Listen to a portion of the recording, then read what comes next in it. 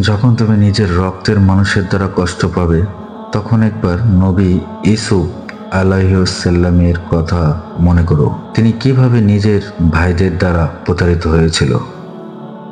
যখন তোমার বাবা মা না বুঝেই তোমার বিরুদ্ধে আচরণ করে, তখন নবী ইব্রাহিম আলাইহিসসালামের কথা মনে করো। তার বাবা তাকে আগুনে নিক্ষেপ করার ভূমিকা রেখেছিল। যখন তুমি সমস্যা থেকে পরিত্রাণের জন্য কোনো পথ পাবে না, তখন ইউসুফ আলাইহিসসালাম এর কথা ভাবো। তিনি কতটা সময় তিমি মাছের পেটে আটকা পড়েছিল। যখন তোমার নামে কেউ মিথ্যা অপবাদ ছড়িয়ে দেবে, তখন মা আয়েশা রাদিয়াল্লাহু তাআলা আনহুর কথা মনে করো। তার নামে পুরো শহর জুড়ে কুৎসা রচনা করা হয়েছিল।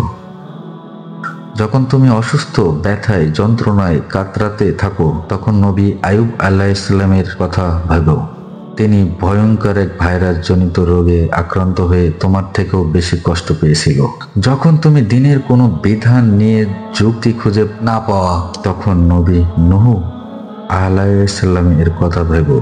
তিনি কোনো প্রশ্ন ছাড়াই মরুভূমিতে নৌকা তৈরি করেছিল।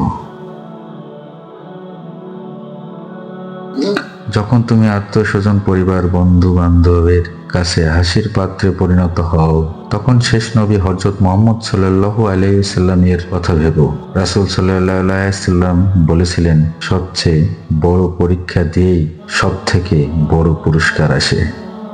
যখন আল্লাহ কাউকে ভালোবাসেন, তখন তাকে পরীক্ষা করেন এবং সেই পরীক্ষাগুলো মেনে নেয়, সে আল্লাহর সন্তুষ্টি অর্জন করে। আর যে অভিযোগ করে, সে তার ক্রোধের পাত্র হয়।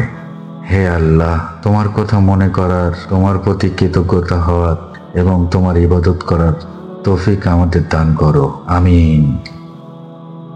যেইভাবে তুমি সন্তুষ্ট হও, সেইভাবে আমাদের পরিচালিত করো।